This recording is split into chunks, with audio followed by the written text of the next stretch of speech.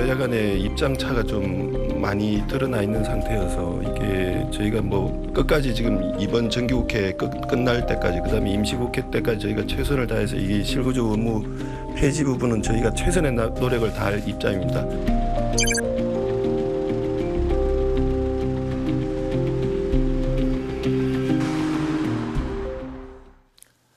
정부가 연초에 약속했던 분양가 상한제 아파트 당첨자의 실거주 의무 폐지가 무산될 상황에 놓였습니다. 이 정부 약속을 믿고 청약했던 소비자들 혼란을 겪고 있는데요. 이 밖에 내년부터 달라지는 부동산 정책까지 한국투자증권의 김규정 자산승계연구소장과 함께 짚어보겠습니다. 소장님 어서 오세요. 네, 안녕하세요. 네, 분양가 상한제 아파트 실거주 의무. 자, 이게 사실은 투기 어치기책인데 정부가 없애겠다 공언을 하지 않았습니까? 네. 지금 어떤 상황입니까? 이게 21년 2월부터 상한제 적용을 받아서 좀 저렴한 분양 가격으로 공급된 공공이나 민간에 대해서 그때 전매도 최대 10년까지 막아놓고 실거주 의무도 최대 5년까지 줬던 제도인데 올해 초에 이제 시장이 지난해 4분기에 가격이 급락하면서 이제 이런 것들 거래를 좀 정상화하고 안정시킨다라고 해서 다 이제 완화하기로 했었죠. 그래서 전매 제한도 단축시키고 최대 3년 정도로 대폭 줄이고 실거주 의무는 폐지하겠다 뭐 이렇게 발표를 했었던 건데 아직 통과를 하지 못한 상태고 그래서 이제 입주를 앞두고 있는 실거주 의무가 걸려 있는 주택 소유하고 계신 분들이 입주를 어떻게 할지 전세를 놓지 못하는 상황 이런 여러 것까지 것들 이슈를 두고 굉장히 좀 소란스러운 상황입니다. 지금 그러니까 그 아파트 분양 받았던 분들은 아파트 값이 만약에 10억이다 그러면 그 돈 다 갖고 있는 사람은 없잖아요. 그래서 뭐 전매 제한 하고 실거주 의무가 없어진다면 그거 받아가지고 전세 놓고 나중에 좀 더 모아서 몇 년 있다 들어가야지 생각했던 분들이 지금 되게 황당해진 거잖아요. 그렇죠. 뭐 사실은 단기 프리미엄 목적으로 처분을 생각하신 분들도 있었을 거고. 투기 목적도 없다고 할 수는 없겠죠. 네, 그렇죠. 맞습니다.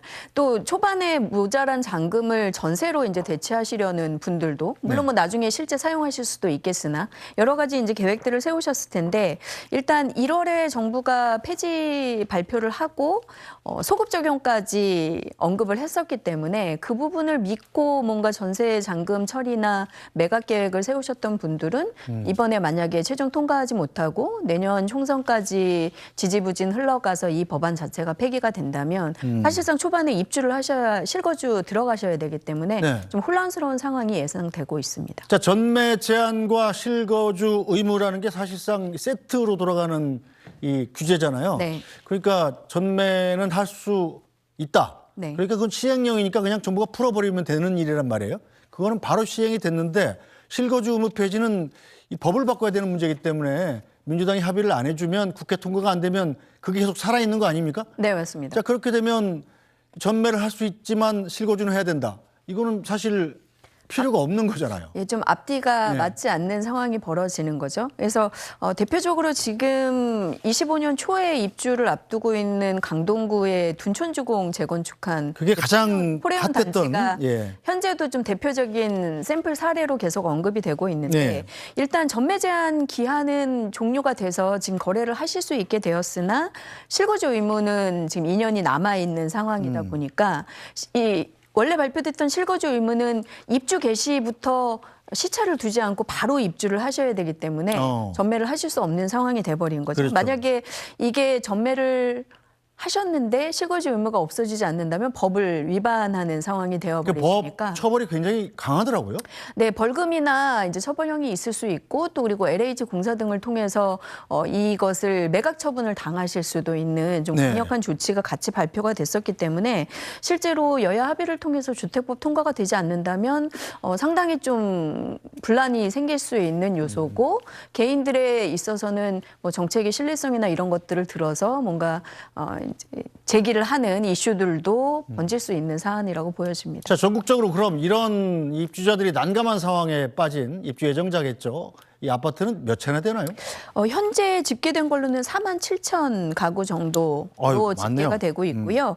이 중에서 한 30%가량에 해당하는 15,000 가구가 내년에 입주를 개시하는 걸로 조사가 되고 있습니다. 그러니까 이게 지금 21일 열리는 이제 소위나 이제 회의를 통해서 뭔가 진행될 기미가 보이지 않는다면 사실상 폐지되지 못하는 상황들로 보여지고 그럴 경우에는 이제 내년에 입주를 다시 이제 전략을 세우셔야 되는 상황이 되겠죠. 네, 입주 예정자들이 난감한 상황에 빠지자 윤석열 대통령도 국무회의에서 국회에 이 법안을 좀 빨리 통과시켜 주십시오. 이렇게 요청을 했습니다.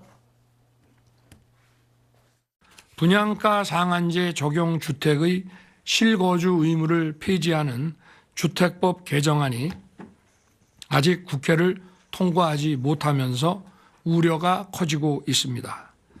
투기를 잡는다는 명목으로 도입된 불합리한 규제가 시장을 왜곡하고 있습니다.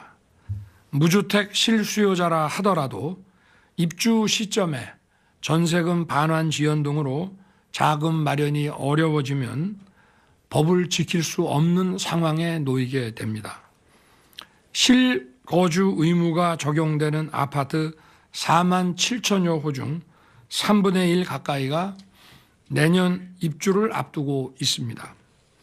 1년 가까이 상임위를 통과하지 못하고 있는 주택법 개정안이 이번 임시국회에서 처리될 수 있도록 논의를 서둘러 주시기를 당부합니다.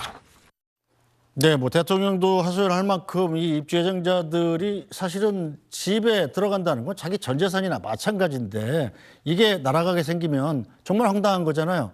자, 민주당이 이걸 반대하고 있는 이유는 뭔가요? 갭 투자 이런 걸 방지하기 위해서입니까?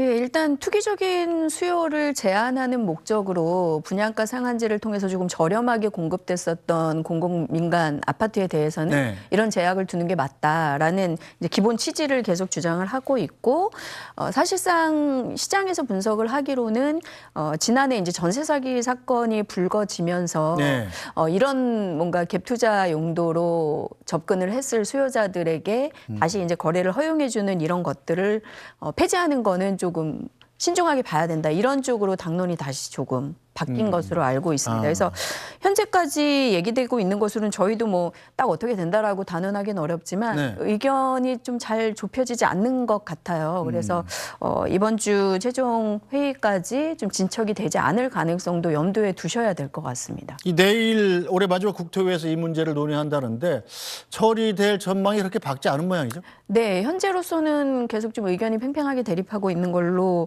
알려지고 있고 민주당 쪽에서의 당론도 크게 좀 변동이 없는 것으로 보여져서 지켜보셔야지 명확한 사안을 알 수 있을 것 같고요. 중간에 이 내용에 대해서는 사실은 여당이 이게 통과되지 못할 경우에는 그렇다면 실거주 의무를 입주 개시일 바로 이어서가 아니라 어느 시점이든 보유기간 중에 2년, 1년 정도를 거주하도록 뭐 조금 여지를 살기 전에만 그럼 한 2년 사셔라. 네, 뭐 그런 식으로 조금 조정을 해준다던가 대안을 좀 모색해 보자라는 의견을 낸 적도 있거든요. 그래서 그런 부분에 혹시 뭐 결정점을 찾을 수 있을지 회의 내용을 조금 더 지켜보셔야 될 것 같습니다. 그 방법도 좀 절충안이 될 수 있을 것 같은데요. 어쨌든 뭐 입주자들이 좀 걱정이 없도록 정부 또 국회가 합심해서 일을 좀 처리해 줬으면 좋겠군요.